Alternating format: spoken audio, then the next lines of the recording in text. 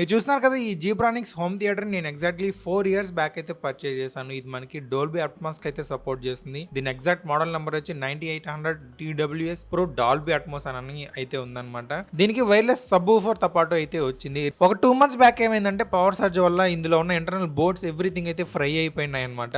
నేను రకరకాలుగా అయితే ట్రై చేశాను దీన్ని రివైవ్ చేయడానికి. అంటే నాకు తెలిసిన నాలెడ్జ్ ప్రకారం ప్రతిదీ అయితే ట్రై చేశాను. బట్ ఎన్ని అయినా అయితే కుదరలేదు. ఇందులో ఉన్న స్పీకర్స్ కానివ్వండి, సబ్ ఊఫర్ స్పీకర్ కానివ్వండి చాలా క్వాలిటీ అయితే ఉంటాయి. నేను ప్రీవియస్గా వాడుతూ ఉన్నాను కాబట్టి నాకు చాలా బాగా నచ్చేవి ఇందులో వస్తున్న అవుట్పుట్ క్వాలిటీ అయితే. సో జస్ట్ బోర్డ్స్ పోయినాయి కదా అని చెప్పి ఆ స్పీకర్స్ అన్నింటినీ వేస్ట్గా పోగొట్టడం ఎందుకని చెప్పి యాంప్లిఫైర్ బోర్డ్ అయితే తీసుకొచ్చి ఫిట్ చేద్దాం అనుకుంటున్నా దీనికి. సో ఇందులో ఉన్న ఇంటర్నల్ పార్ట్స్ ఎవ్రీథింగ్ అయితే రిమూవ్ చేసాను. లక్కీగా మనకి ఇందులో ఒక డీసీ పవర్ సప్లై కూడా అయితే ఉందన్నమాట. ఇది నేను వోల్టేజ్ అయితే చెక్ చేశాను. మనకి వన్స్ కనెక్ట్ చేసి చెక్ చేయగానే మనకి అరౌండ్ 22 volts అయితే వస్తుంది. సో మనం యూజ్ చేయబోయే యాంప్లిఫైర్ ని మనకి ఈ వోల్టేజ్ కి తగినట్టుగా కానీ యాంప్లిఫైర్ చూస్ చేసుకున్నామంటే మనకి వేరే పవర్ సప్లై అవసరం అయితే ఉండదు. దీన్ని అయితే యూజ్ చేసుకోవచ్చు. ఇందులో యూజ్ చేసిన స్పీకర్స్, ట్వీటర్స్ ఎవ్రీథింగ్ కి ప్రాపర్ గా పవర్ సరిపోయే విధంగా నేను ఒక యాంప్లిఫైర్ బోర్డ్ అయితే చూస్ చేసుకున్నాను. సో నేను చూస్ చేసుకున్న యాంప్లిఫైర్ బోర్డ్ అయితే ఇదనమాట. మనకి అప్ టు 30 volt దాకా అయితే ఇన్పుట్ ఇవ్వచ్చు ఇందులోకి. అండ్ నియర్లీ 100 watt దాకా అవుట్పుట్ అయితే ఇవ్వగలుగుతుంది అనమాట ఈచ్ సైడ్ మనకి. కాకపోతే ఇందులో ఒక డ్రాబ్యాక్ ఏంటంటే బ్లూటూత్ చిప్ అయితే లేదనమాట. ఇందులో బ్లూటూత్ అయితే ఇంక్లూడెడ్ అయ్యి రాదు. సో దీనికోసం మనకి బ్లూటూత్ ఎక్స్టర్నల్గా ఇంకొక మాడ్యూల్ అయితే తీసుకోవాల్సి ఉంటుంది. సో దానికోసం అయితే నేను ఈ సింపుల్ మాడ్యూల్ అయితే యూస్ చేస్తున్నాను. సో ఈ మాడ్యూల్ అయితే మనకి బ్లూటూత్ రిసీవ్ చేసుకొని డైరెక్ట్గా ఆ సిగ్నల్స్ని మనకి యాంప్లిఫైర్కి అయితే ట్రాన్స్ఫర్ చేస్తుంది. సో మనం వైర్లెస్గా ఈ స్పీకర్ నుంచి అయితే మనం అవుట్పుట్ అయితే తీసుకోవచ్చు. యాంప్లిఫైర్లో మనకి ఇన్పుట్ దగ్గర left channel, right channel and అలాగే గ్రౌండ్ వైర్స్ అని 3 పిన్స్ అయితే ఉంటాయి. వాటికైతే వైర్స్ యాడ్ చేసుకొని డైరెక్ట్గా ఇప్పుడు మనం బ్లూటూత్ మాడ్యూల్ అయితే చూపిస్తున్నాం కదా. సో అందులో same right channel, left channel and ground ఈ 3 వైర్స్ని తీసుకెళ్ళి మనకి ఆ మాడ్యూల్లో కూడా కనెక్ట్ చేసుకోవాలి. వన్స్ కనెక్ట్ చేసిన తర్వాత ఈ మోడల్కి మనం అప్ టు 5 volt దాకా అయితే ఇన్పుట్ ఇవ్వాల్సి ఉంటుంది. సో మళ్ళీ దీనికి ఇంకొక వోల్టేజ్ రెగ్యులేటర్ అవసరం లేదు. మనకి ఈ యాంప్లిఫైర్లోని వోల్టేజ్ రెగ్యులేటర్ అయితే ఉందన్నమాట. దాంతో నుంచి మనకి 5 volt అవుట్పుట్ అయితే వస్తుంది. సో దాన్ని అయితే చూసుకొని ప్రాపర్గా నేను పాజిటివ్ అండ్ నెగిటివ్ వైర్స్ని తీసుకెళ్ళి మనకి బ్లూటూత్ మాడ్యూల్లో అయితే కనెక్ట్ చేస్తున్నాను. ఈ బ్లూటూత్ మాడ్యూల్కి పవర్ ఇస్తాం చూసారా, అక్కడ ప్యారలల్గా నేను ఒక 2 కెపాసిటర్స్ అయితే యాడ్ చేసుకున్నాను. సో వీటి ఉపయోగం ఏంటంటే మనకి బ్లూటూత్ కనెక్ట్ అవ్వగానే కొంచెం పవర్ సర్జ్ అయితే తీసుకుంటుంది కనెక్టెడ్ అని చెప్పేటప్పుడు. సో దాన్ని తట్టుకునేదానికి ఈ కెపాసిటర్స్ అయితే యాడ్ చేస్తున్నాను. సో ఇంతటితో మనకి యాంప్లిఫైర్ బోర్డ్ అయితే రెడీ అయిపోయింది. సబ్ ఊఫర్లో కూడా మనకి రిసీవర్ బోర్డ్ అయితే ఉంటుంది, మదర్ బోర్డు. సో నేను కంప్లీట్గా సబ్ ఊఫర్ నుంచి స్పీకర్ అండ్ మదర్ బోర్డ్కి సంబంధించిన కంపార్ట్మెంట్ ఉంది చూసారు, దాన్ని అయితే ఓపెన్ చేసి అందులో ఉన్న ఎవ్రీథింగ్ బోర్డ్స్ అయితే రిమూవ్ చేసుకున్నాను. రిమూవ్ చేసుకొని ఇందులో అవుట్పుట్ వైర్ ఉంది చూసారా, దాన్ని తీసుకెళ్ళి మన సబ్ ఊఫర్ యొక్క speaker positive and negative wires ఉన్నాయి చూసారు, దానికైతే సాల్డర్ చేశాను. నేను ప్రీవియస్గానే ఇందులో ఉన్న బోర్డ్స్ ఎవ్రీథింగ్ అయితే రిమూవ్ చేశాను. సో దట్ మీకు బోర్డ్స్ అయితే కనిపించట్లేదు ఇక్కడ. ఈ సబ్ ఊఫర్కి పవర్ ఇచ్చే వైర్ ఉంది చూసారా, అందులోకి అయితే నేను పాజిటివ్ అండ్ నెగిటివ్ అయితే కనెక్ట్ చేశాను స్పీకర్వి. సో డైరెక్ట్గా మనకి ఈ వైర్ నుంచే స్పీకర్కి పవర్ అయితే ఇవ్వచ్చు మనము. సో వన్స్ వైర్ ఎక్స్టెండ్ చేసుకున్న తర్వాత sub woofer as it is మళ్ళీ అయితే క్లోజ్ చేసుకుంటున్నాను. అండ్ సౌండ్ బార్లో మనకి 2 స్పీకర్స్ అయితే ఉంటాయి అనమాట ఈచ్ సైడ్. సో వాటిని ప్రాపర్గా అయితే కంబైన్ చేసుకున్నాం మనకి యాంప్లిఫైర్లో కనెక్ట్ చేయడానికి. మనం కంబైన్ చేసుకున్న తర్వాత డైరెక్ట్గా రైట్ సైడ్ ఉన్నది రైట్ ఛానల్కి, లెఫ్ట్ సైడ్ ఉన్నది లెఫ్ట్ ఛానల్కి అయితే పాజిటివ్ అండ్ నెగిటివ్ వైర్స్ అయితే యాడ్ చేసుకుంటున్నాను యాంప్లిఫైర్లో. అండ్ ఇప్పుడు మనకి సబ్ ఊఫర్ స్పీకర్ వైర్స్ ఉన్నాయి చూసారా, వాటిని తీసుకొచ్చి లెఫ్ట్ ఛానల్లో ఒక వైర్కి అండ్ రైట్ ఛానల్లో ఒక వైర్కి అయితే కనెక్ట్ చేసుకుంటున్నాను. ఈచ్ ఛానల్లో ఒక్కొక్క వైర్కి అయితే కనెక్ట్ చేస్తున్నాను. అంటే రైట్ ఛానల్లో పాజిటివ్ కనెక్ట్ చేస్తే లెఫ్ట్ ఛానల్లో నెగిటివ్ దానికైతే కనెక్ట్ చేస్తున్నాను సబ్ ఊఫర్ వైర్స్ని.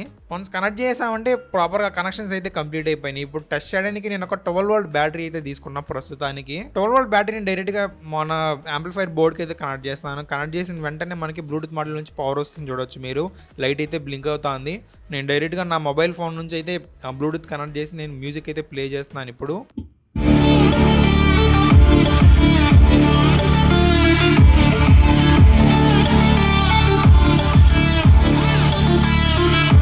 మనకి చాలా ప్రాపర్గా అవుట్పుట్ అయితే వస్తుంది, ఎలాంటి డిస్టార్షన్ అయితే లేదు. మనకి సౌండ్ క్లారిటీ అయితే చాలా క్లియర్ అండ్ క్రిస్పీగా అయితే వస్తుంది. అండ్ అలాగే సబ్ ఊఫర్ కూడా యూస్ చేస్తున్నాం కాబట్టి మనకి బేస్ కూడా చాలా బాగుంది. మీరు ఈ యాంప్లిఫైర్ బోర్డ్కి డైరెక్ట్గా పవర్ సప్లై నుంచి అయినా పవర్ ఇవ్వచ్చు, లేకుంటే బ్యాటరీ నుంచి అయినా పవర్ ఇవ్వచ్చు. మనకి ఎలాగనో ఇంటర్నల్ పవర్ సప్లై ఉంది చూసారా, పవర్ మీద రన్ అయ్యేటట్టుగా అయితే పెట్టుకుంటున్నాను. ఈ పవర్ సప్లైకి ఉన్న వైర్స్ కొంచెం పొట్టిగా ఉన్నాయన్నమాట. సో దానికి 2 వైర్స్ అయితే ఎక్స్టెండ్ చేసుకుంటున్నాను. నేను ఎక్స్టెండ్ చేసుకుని ప్రాపర్గా హీట్ సింక్స్ అయితే వేసి సెక్యూర్ చేశాను కనెక్షన్స్ని. ఇప్పుడు ఆ ఎక్స్టెండ్ చేసుకున్న పవర్ వైర్స్ ఉన్నాయి చూసారా, దాన్ని తీసుకొచ్చి యాంప్లిఫైర్ బోర్డ్లో మనకి పవర్ ఎక్కడైతే ఇస్తామో అక్కడైతే కనెక్ట్ చేస్తున్నాను పాజిటివ్ అండ్ నెగిటివ్ వైర్స్ దగ్గర.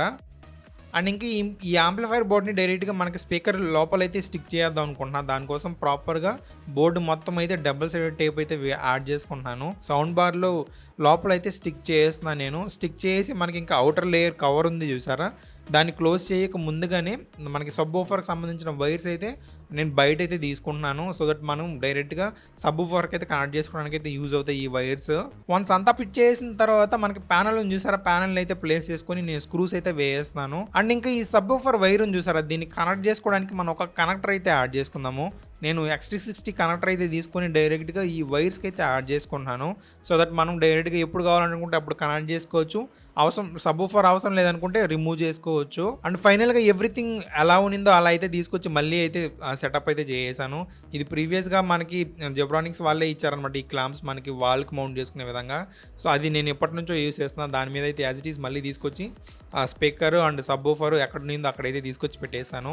ఇప్పుడైతే మనం పవర్ అయితే ఆన్ చేద్దాము. పవర్ ఆన్ చేయగానే మనకు ఒక బ్లూ ఇండికేటర్ అయితే కనిపిస్తుంది. ఇది బ్లూటూత్లో మనకి ఎల్ఈడి లైట్ ఉంది చూసారా, అదైతే బ్లింక్ అవుతుంది. నేను టీవీ అయితే ఆన్ చేసి టీవీకి అయితే కనెక్ట్ చేస్తున్నాను స్పీకర్ని. మనకి బ్లూటూత్ మాడ్యూల్ అయితే విజిబుల్ అవుతుంది, ప్రాపర్గా దానికి కనెక్ట్ చేస్తున్నాను. ఒక్కసారి కనెక్ట్ చేస్తే సరిపోతుంది అనమాట. ఎవ్రీ టైం మనం ఆన్ చేయగానే టీవీ ఆటోమేటిక్గా బ్లూటూత్ మాడ్యూల్కి కనెక్ట్ అయిపోతుంది. కనెక్ట్ అయిపోయిన తర్వాత నేను కొంచెం మ్యూజిక్ అయితే ప్లే చేస్తున్నాను చూడొచ్చు.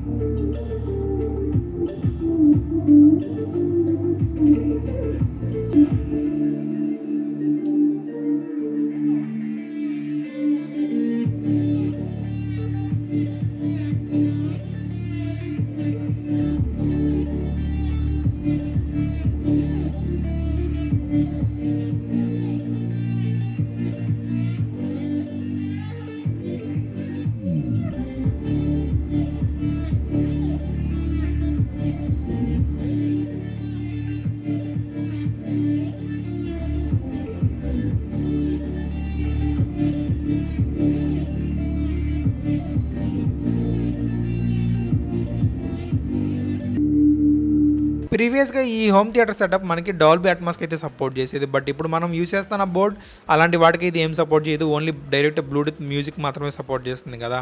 అయినా సరే మనకి క్వాలిటీలో అయితే ఎలాంటి ప్రాబ్లం అయితే లేదు. నాకు చాలా బాగా వస్తుంది అనమాట అవుట్పుట్. ఇది ఎన్సిఎస్ మ్యూజిక్ కన్నా మనం డైరెక్ట్గా మూవీస్ అవి చూస్తున్నప్పుడు క్వాలిటీ అయితే చాలా బాగుంది. ఇందులో ఉన్న మదర్ బోర్డ్ పోయింది కదా అని చెప్పి పక్కన పడేస్తుంటే ఇప్పుడు ఈ స్పీకర్స్ అన్నీ వేస్ట్గా అయితే పోయేదన్నమాట. ఆ ఇంటర్నల్ బోర్డ్స్ అన్ని రిమూవ్ చేసి మనం యాంప్లిఫైర్ బోర్డ్ యాడ్ చేసుకోవడం వల్ల మళ్ళీ ఈ స్పీకర్స్ ఎవ్రీథింగ్ అయితే ప్రాపర్గా మళ్ళీ కొత్తలాగైతే వర్క్ అవుతున్నాయి.